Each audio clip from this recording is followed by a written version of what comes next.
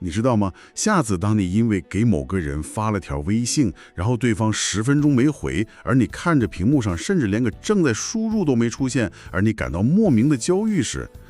你不妨想象一下这样一种极端的体验。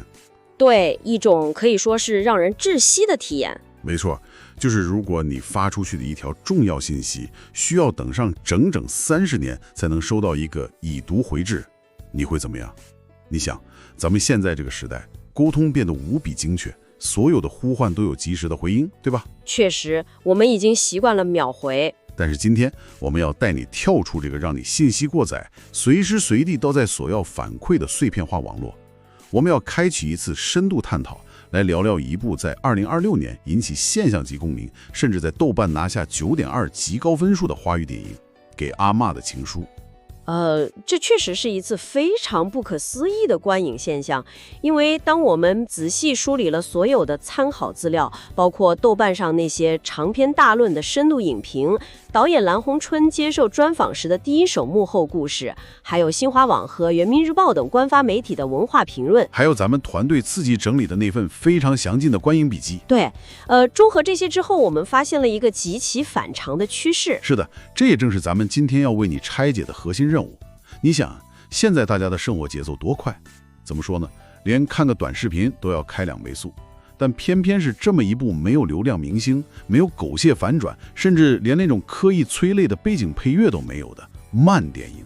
居然成了年度具有代表性的现实主义爆款。它确实是个异类，所以它到底做对了什么？为什么它能如此精准地击中现代人的软肋？因为它不仅仅是一部电影，它其实更像是一面镜子，照出了现代社会极其庞大的一个心理盲区。在这层荧幕的表象之下，它本质上是一场关于时间、关于遗憾，以及关于如何面对没有答案的等待的心理学剖析。哇，这个定调很高。那咱们得先破除一个很多人都有的误解。坦白说，我最初看到《给阿嬷的情书》这个片名，在看到官方介绍里提到侨批、下南洋这些历史字眼时，我的第一反应是完了，觉得会很闷是吗？对啊，我就想，这估计又是一部说教味很浓的潮汕文化科普片，或者是个四平八稳的帮老人寻亲的纪录片。但电影一开场，这种预设就被彻底击碎了。它的核心线索确实是侨批，也就是早期下南洋的华人寄回家的书信和汇款凭证。没错，批在这个闽南语和潮汕话里，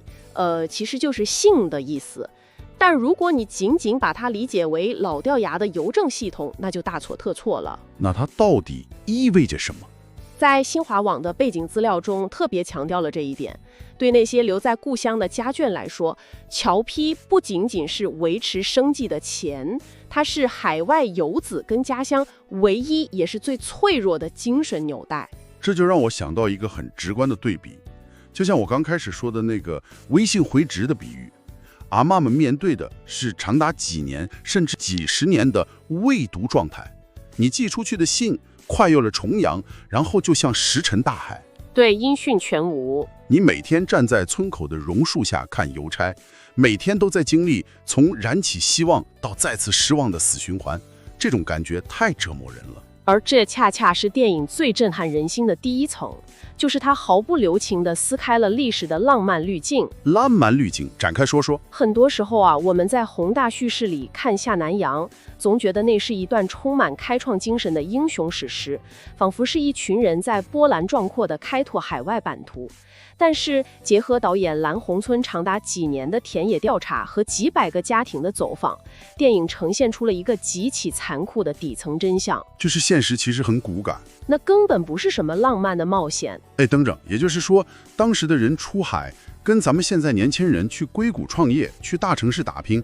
完全是两码事儿，截然不同。那是在极端贫穷和动荡的时代背景下，为了整个家族能活下去而进行的一场拿命作为筹码的豪赌。拿命去赌？是的，有人确实发家致富了，但更多更普遍的情况是，无数人客死异乡，或者遭遇战乱变故，从此彻底失联。在那个车马慢、通信几乎为零的年代，哪怕只是隔着一个海峡的离别，在大多数情况下其实就是永别。天哪！但如果当时的现实就是这么绝望，那就这让我很纳闷了。作为一部要在院线上映、需要观众买票进场的商业艺术作品，导演为什么不稍微做点头衔呢？你是指给个大团圆结局？对呀，比如给一个温情的虚构结局。你想，观众平时在现实里搬砖已经够苦了，看电影不就是为了在虚构世界里寻找一点现实中得不到的圆满吗？这部电影这么残忍地把苛酷糟糠真相甩在我们脸上，告诉我们努力真的没有结果，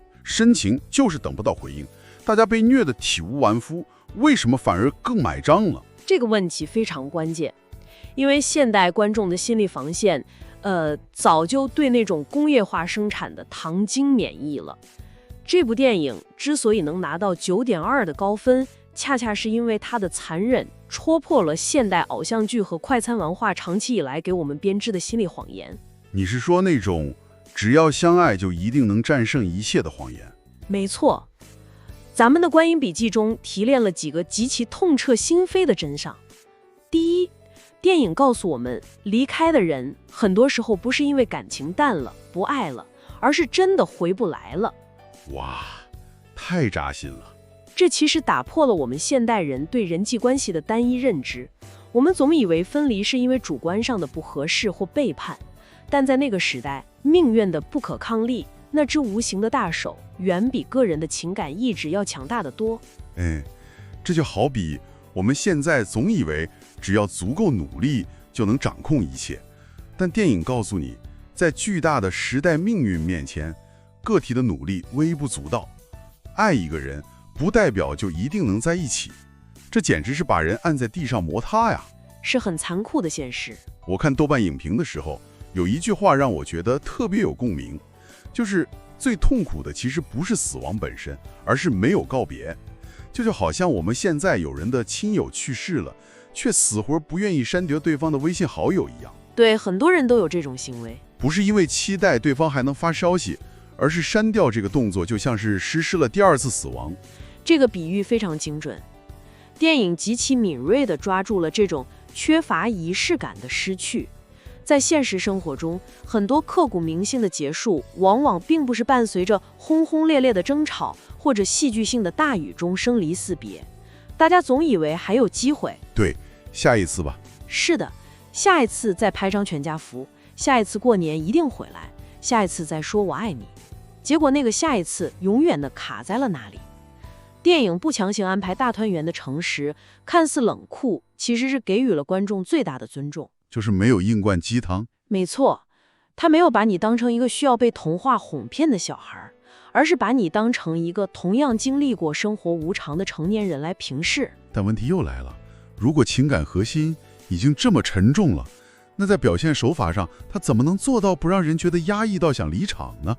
要是换做一般的苦情戏，这时候肯定是主角在大雨里歇斯底里的痛哭，然后配上那种要把你眼泪硬逼出来的交响乐，对吧？传统套路肯定是这样。但是在我们今天这个5分钟必须有一个高潮，10分钟必须来个反转的短视频时代，观众其实已经被高强度的多巴胺训练得极其缺乏耐心了。只要屏幕上安静3秒钟，我们的手就会下意识地想要滑走。这就是这部电影在电影美学上最成功的地方，它偏偏反其道而行之，选择了极度的慢与静。对，它慢的简直就像是一个满脸皱纹的老人坐在你的对面，不紧不慢地端着茶杯跟你回忆他的一生，镜头就那么静静地长时间地停留在一些看似没有叙事功能的物品上。比如一封边角泛黄、字迹模糊的桥批，一张边角已经磨损甚至发霉的老照片，或者一杯还在缓缓冒着热气的功夫茶，还有一个坐在门槛上望着村口发呆的背影，就一直停在那儿。人民日报的一篇深度评论对这种视听语言做出了极高的评价。他们指出，这种沉静舒缓的节奏绝非导演在故弄玄虚的炫技，而是他在心理学层面上巧妙地满足了现代人对于真实情感与精神归宿的渴望。等等，这个心理学层面具体是怎么运作的？为什么放着一杯茶的镜头看半分钟，观众不仅没觉得无聊，反而眼泪自己就掉下来了？因为导演抽离了所有的情绪指示灯。情绪指示灯。在绝大多数现代影视剧中，音乐和快剪辑是用来告诉观众，你现在该哭了，或者你现在该紧张了。这其实是一种被动的灌输。但是给阿妈的情书把这些背景音全部剥离了。当你在电影院的黑暗中面对长达几十秒的沉默，盯着那杯茶的时候，你其实是被迫与自己的内心独处。哇，在这个安全的、没有被外界信息轰炸的空间里，是的，这时候你不再是单纯的在为电影里那个你不认识的阿妈哭泣。我明白了，那种沉默变成了一块巨大的投影幕布，观众是不知不觉地把自己在生活中那些没有来得及说出口的再见，那些错过的遗憾，全都投射到了那个无声的画面里。真正痛到深处的人，其实是喊不出声音的。这种沉默带来的祸境，远比廉价的嚎啕大哭要猛烈得多。没错，这就叫于无声处听惊雷。因为真正放不下的人，不会天天在大街上把那个名字挂在嘴边，他们会把那份思念揉碎了，融进每天清晨的一炷香里，融进一顿三餐的一碗热汤里。这就是人民日报评论里提到的那种浓烈的生命感。生命感这个词用得好，他不急着给你塞一个大道理，他只是用极大的耐心陪你一起经历这场漫长的沉默。但是这又引出了一个我特别想跟你抬杠，也代表很多年轻听众想要质问的问题。你说，既然等不到，既然这几十年的过程如此折磨人，那为什么还要等？从现代心理学的角度来看，这种明知道没有结果还要耗尽一生去等待的行为，难道不是一种极度的心理否认吗？这不是一种把自己永远困在创伤里无法走出的执念吗？如果用极其功利或冷酷的现代视角来看，这确实像是一种创伤后遗症的病态执着。但这部电影以及我们今天探讨的灵魂所在，恰恰是要超越这种冷冰冰的临场诊断。怎么超越呢？如果明知道等待没有结果，为什么还要继续？因为对于那些阿嬷来说，或者对任何一个在生命中长久等待的人而言，等待的目的早就已经不是为了那个结果了。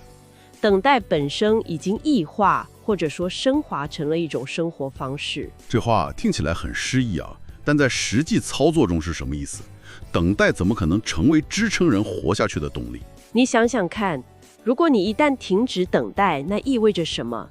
意味着你在心理上亲手为那个人签了死亡证明。停止等待就等于你彻底向命运妥协，承认对方在这个世界上已经消失了，永远回不来了。天哪！但只要你每天晚上依然在门口留一盏灯，只要过年的时候桌上依然摆着那副多出来的碗筷，那个人在某种精神维度上就依然是活着的。这是一种对抗遗忘、对抗死亡的最悲壮的姿态。他们把等待从一种被动受苦的期盼，变成了一种主动守护的信仰。原来如此，这就完全说得通了。难怪有媒体，比如珠海网引用导演蓝红琛的观点，说这不仅仅是潮汕地区那种有情有义的地域价值观，它其实触及了整个华人世界最深层的家庭记忆底色。这让我想起了我们身边的长辈，就是那种典型的中国式情感表达。你说那种爱在心口难开的内敛。对啊，中国人的爱往往是非常克制的。我们看西方的电影，爱是占有，是浪漫的表白，是每天一句我爱你。但这部电影传递出的强烈讯息是，在我们的文化骨血里，最深的爱往往表现为一种无害成全的成全和漫长无声的守护。确实是这样，你绝对能在生活中找到这样的人，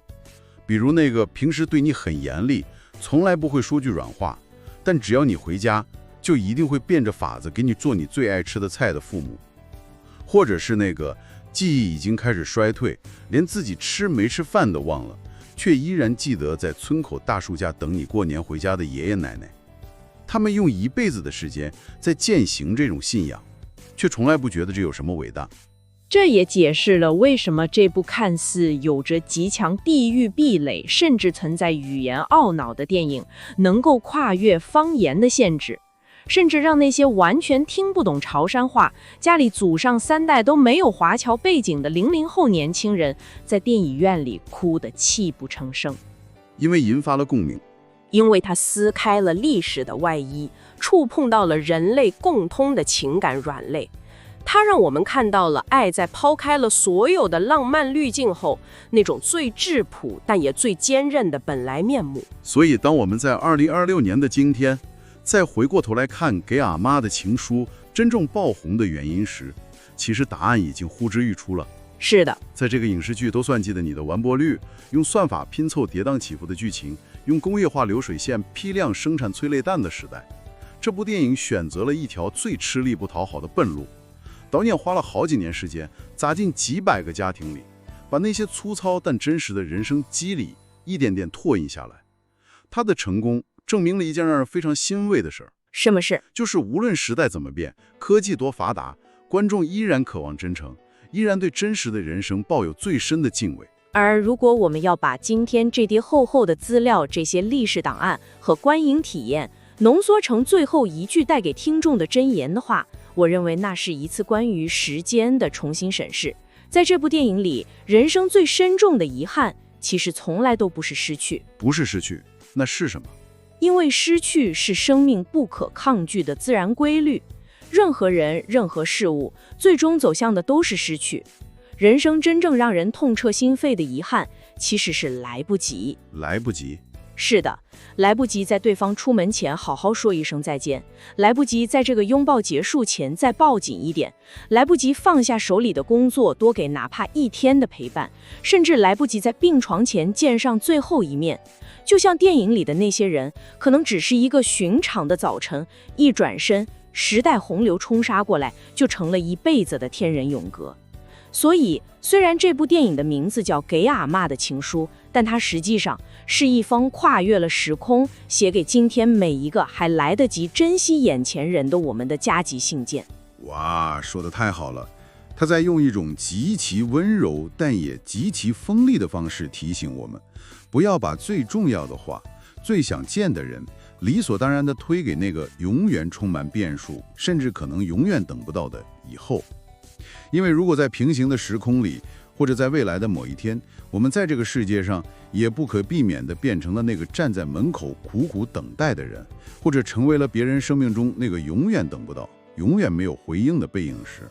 那将会是多大的遗憾啊！没错，所以我希望你能借着今天这趟深度探讨，在接下来的通行路上，或者今晚临睡前，留给自己一点时间思考这个问题。趁着现在一切都还来得及，你希望今天的自己能够留下些什么，去做些什么，才能让未来的你少一点无法弥补的遗憾。